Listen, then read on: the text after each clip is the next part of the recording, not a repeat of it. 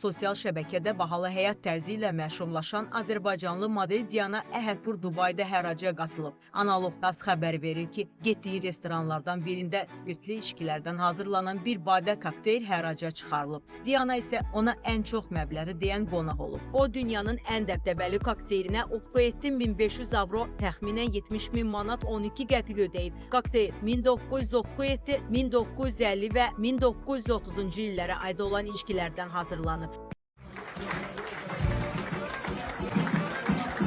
Come up here before you get...